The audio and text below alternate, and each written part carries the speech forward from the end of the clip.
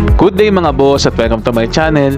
Ngayon share ko sa inyo kung paano mag DIY cleaning ng ceiling mounted na exhaust fan. Tara, simulan na natin.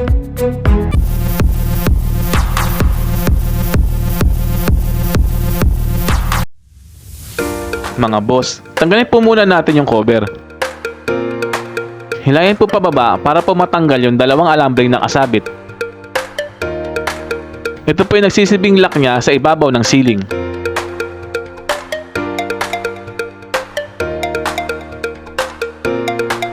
Mga boss, maaari po natin punasan yung labas na part ng exhaust fan. Mga boss, ang ganito pong type ng exhaust fan ay hindi po nakadesign para sa kusina. Kadalasan po itong ginagamit sa living room at CR. Range hood po talaga ang nakadesign sa kusina, dahil hindi po diretso naiinitan at namamantikaan ang motor nito.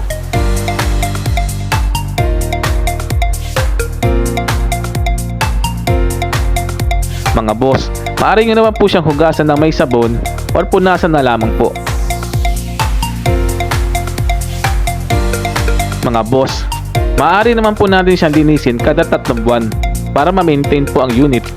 Kapag napabayaan po kasing marumi, ay maaari po itong masira.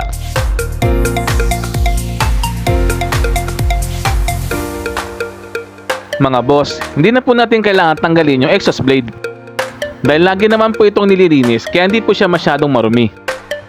Mga boss, gagamit po tayo ng paintbrush para po tanggalin ang alikabok sa loob ng exhaust blade. Habang gumagana po, ay maaari na po natin brushin yung loob nito.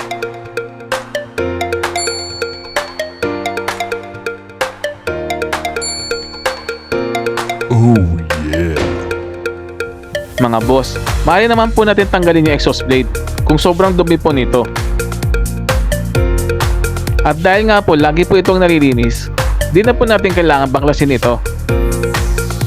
Mga boss, kailangan po ay lagi po natin linisin ang ating exhaust fan para maiwasan po ang pagkasira nito. Maaari po ay gumamit ng air blower para mabugahan ang loob ng exhaust fan.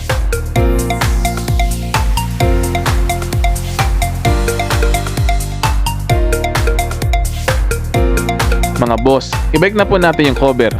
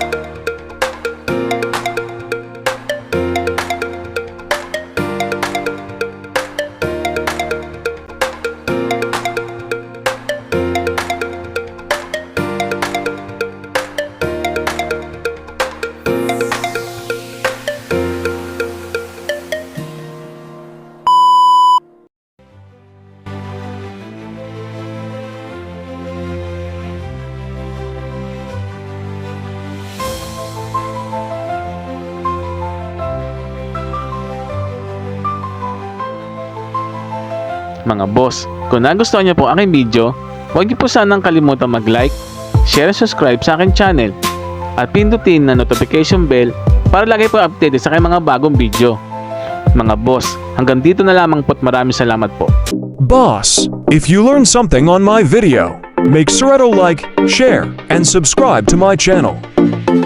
See you on my next vlog. Thank you. Thanks for watching.